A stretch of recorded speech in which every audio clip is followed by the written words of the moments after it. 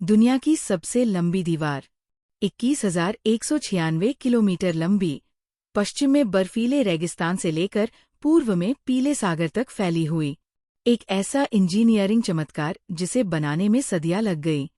क्या आप जानते हैं कि इसे पार करने में एक व्यक्ति को 18 महीने लग सकते हैं? आज के इस वीडियो में हम जानेंगे इस दीवार के निर्माण की अनसुनी कहानी, किन वजहों से इसे बनाया गया, कैसे ये चीन का राष्ट्रीय प्रतीक बन गई, क्या सच में इसे अंतरिक्ष से देखा जा सकता है? तो चलिए इतिहास के पन्नों में गोता लगाते हैं। लेकिन पहले, अगर आप हमारे चैनल पर नए हैं तो वीडियो को लाइक करें। महान दीवार the great wall of China एक अद्भुत सैन्य रचना है जिसने हजारों युद्धों को देखा है।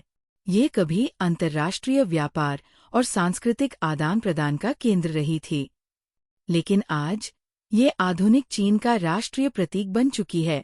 यह दीवार चीन में पर्यटन का सबसे बड़ा आकर्षण है, लेकिन इसके निर्माण का एक और महत्वपूर्ण कारण था। जो लोग चीनी इतिहास, भाषा और संस्कृति का अध्ययन करते हैं, उन्हें सिनोलॉजिस्ट कहा जाता है। भूविज्ञानी कार्ल ऑगस्टा विटफोगेल के अनुसार, चीन के शांक्सी प्रांत में लुयस नामक रेतीली मिट्टी पाई जाती है, जिसने वहां खेती को आसान बना दिया।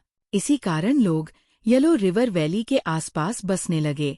लेकिन बड़े पैमाने पर खेती के लिए ज्यादा श्रमिकों की जरूरत थी। इसे व्यवस्थित करने के लिए सरकारी कर्मचारी आगे आए और अनाज को सुरक्षित रखने के लिए बड़े भंडारगृह बनाए। लेकिन इन भंडारगृहों की सुरक्षा भी जरूरी थी। जहां भी अनाज के भंडारगृह बने, वहां नगर बसने लगे और सुरक्षा के लिए चारों ओर दीवारें खड़ी कर दी गईं। इन दीवारों से आक्रमणकारी अनाज लूट नहीं सकते थे और नगर सुरक्षित हो गए। धीरे धीरे ये नगर एकजुट हुए, लोगों ने एक राजा चुना और एक शक्तिशाली साम्राज्य बना। जैसे जैसे साम्राज्य बढ़ते गए, वैसे वैसे चीन की सीमाएं तय होने लगीं। धीरे धीरे ये दीवारें लंबी होती गई और शहर पूरी तरह सुरक्षित होने लगे। इसका बड़ा कारण ये था कि चीन के साम्राज्य पर उत्तर से बार बार हमले होते थे, इसलिए ये दीवार सुरक्षा का एक मजबूत साधन बन गई। लेकिन इन दीवारों का निर्माण इतना जरूरी क्यों था? इसे समझना जरूरी है। अगर हम रूस, कजाकिस्तान, तुर्कमेनिस्तान, उज़्बेकिस्तान और चीन के भूगोल को देखें, तो पाएंगे कि इन देशों में हजारों किलोमीटर तक घास के विशाल मैदान फैले हुए हैं, जिन्हें स्टेपीज कहा जाता है। इन मैदानों में खानाबदोश अपने हजारों पशुओं के साथ घूमते थे। आंतरिक एशिया के इन खानाबदोशों के लिए यहाँ की जलवायु ग्रामीण अर्थव्यवस्था के अनुकूल थी। खानाबदोशों की जीवन शैली चीन के विकसित समाज से बिल्कुल अलग थी। उनका जीवन पूरी तरह भोजन पर निर्भर था और वे सभ्य तरीके से नहीं रहते थे। इसी कारण वे चीन के व्यवस्थित समाज से नफरत करते थे। जैसे जैसे उनकी आबादी बढ़ी, वे अन्य विकसित समाजों पर निर्भर होने लगे।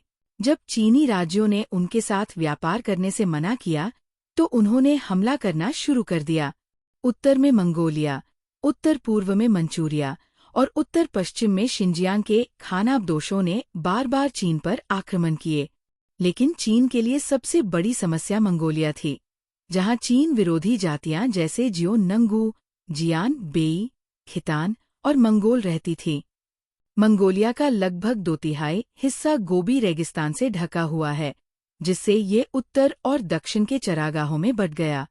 समय के साथ नए सम्राटों और राजवंशों ने इन दीवारों को और लंबा और मजबूत बनाकर किले जैसा बना दिया। ये हैरान करने वाली बात है कि ये दीवारें सदियों से मजबूती से खड़ी है। इसका कारण इनकी मजबूत संरचना है, जो खास तरह की मिट्टी और करोड़ों ईंटों से बनाई गई थी। इन दीवारों की औसत ऊंचाई 23 फीट और चौड़ाई 21 फीट है। हर कुछ दूरी पर इनमें छोटे छोटे छेद बनाए गए थे, ताकि सैनिक वहां से तीर चला सकें। इन दीवारों पर चढ़ना लगभग असंभव था, क्योंकि ये बहुत ऊंची और मजबूत थी। सुरक्षा के लिए इनमें वॉच टावर भी बनाए गए थे।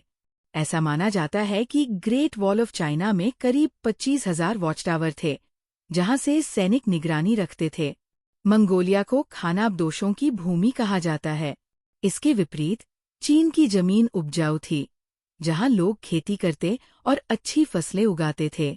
लेकिन उत्तर की जमीन उतनी उपजाऊ नहीं थी और वहां का फसल उगाने का मौसम भी बहुत छोटा था। इसी कारण खानाबदोशों के सामने जीविका की समस्या बनी रहती थी।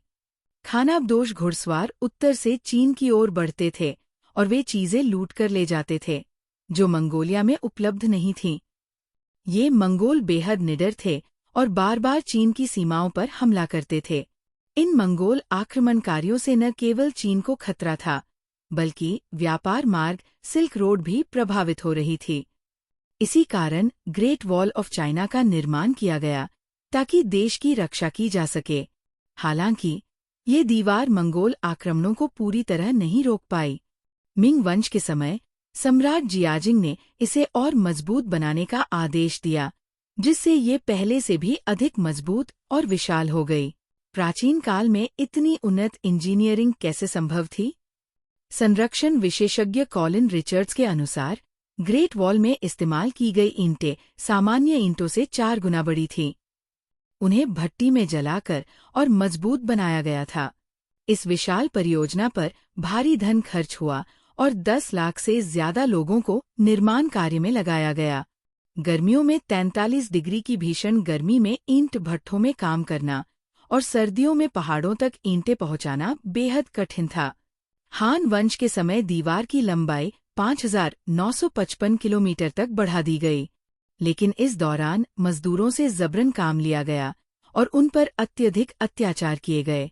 प्राचीन कविताओं और लेखों में यह भी उल्लेख मिलता है कि मरने वाले श्रमिकों को दीवार के पास ही दफना दिया जाता था। कुछ लोगों का मानना था कि मजदूरों के कंकाल दीवार को मजबूत बनाने के लिए इस्तेमाल किए गए, लेकिन दीवार के अवशेषों में इसका कोई सबूत नहीं मिला। ऐसा कहा जाता है कि कई मजदूर भूखमरी, हादसों और थकान के कारण मारे गए। हालांकि ये दीवार मजबूत थी, लेकिन अजेय नहीं। 13वीं शताब्दी में चंगेज खान और उसके बेटे कुबला खान की मंगोल सेना ने इसे पार कर लिया।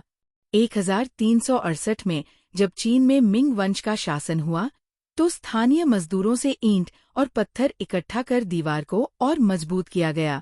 जब कोई बाहरी सेना हमला करती, तो वॉच टावर पर तैनात सैनिक आग के सिग्नल से मदद मंगाते। दीवारों में छोटे छोटे छेद तीर चलाने के लिए और बड़े छेद पत्थर गिराने के लिए बनाए गए थे।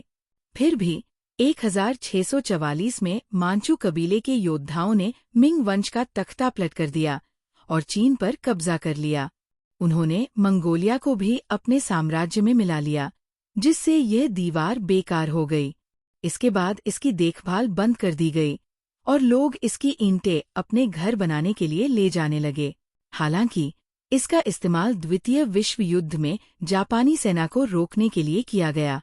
कहा जाता है कि चीनी सेना अपने सैनिकों को यहाँ ट्रेनिंग भी देती थी। आज ये दीवार एक ऐतिहासिक धरोहर बन चुकी है।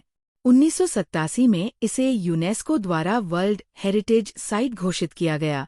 जो दीवार कभी आक्रमणकारियों को रोकने के लिए बनी थी, आज वो लाखों पर्यटकों को आकर्षित करती है। हर साल दुनिया भर से 1 करोड़ से ज्यादा लोग इसे देखने आते हैं, जिससे ये दुनिया के सबसे लोकप्रिय पर्यटन स्थलों में से एक बन चुकी है। बढ़ती पर्यटक संख्या से इसे नुकसान भी पहुंच रहा है, इसलिए चीनी सरकार इसे बचाने के प्रयास कर रही है। हर साल दीवार के नए हिस्से खोजे जाते हैं। कई शोधकर्ता, जैसे विलियम लिंजी, वर्षों से इसके रहस्यों को उजागर करने में लगे हैं। हान वंश के समय इस दीवार को कोबी रेगिस्तान से लेकर बोहाई सागर तक बढ़ाया गया था। दुनहुआंग क्षेत्र में बनी दीवार में 6 परतें हैं, जिनमें लकड़ी का भी इस्तेमाल किया गया था। समय के साथ ये कमजोर हो गई और अब एक प्राचीन अवशेष के रूप में देखी जाती है। मिंग वंश ने अपनी सुरक्षा के लिए बीजिंग के उत्तर में 1200 किलोमीटर लंबी दीवार बनाई। आज यही हिस्सा सबसे ज्यादा देखा जाता है। 1579 में सिर्फ 230 मीटर दीवार बनाने के लिए 1100 परिवारों को लगाया गया था। मजदूर ईंटें अपनी पीठ पर और बकरियों पर लादकर पहाड़ियों तक ले जाते थे। आखिरकार मांचू योद्धाओं ने बीजिंग पर कब्जा कर लिया और मिंग वंश समाप्त हो गया। चिंग वंश का शासन 1921 तक चला। आज ग्रेट वॉल इतिहास का साक्षी बना खड़ा है। कई हिस्से अब भी खोजे जा रहे हैं, जो शायद भविष्य में अपनी कहानी दुनिया को बताएंगे। तो दोस्तों, यह थी चीन की महान दीवार की अनसुनी कहानी। अगर आपको वीडियो पसंद आई, तो इसे लाइक और शेयर करें। और हमें कमेंट में बताएं कि आपको ग्रेट वॉल की कौन सी बात सबसे दिलचस्प लगी। ऐसे ही और शानदार ऐतिहासिक वीडियो देखने के लिए सब्सक्राइब करें।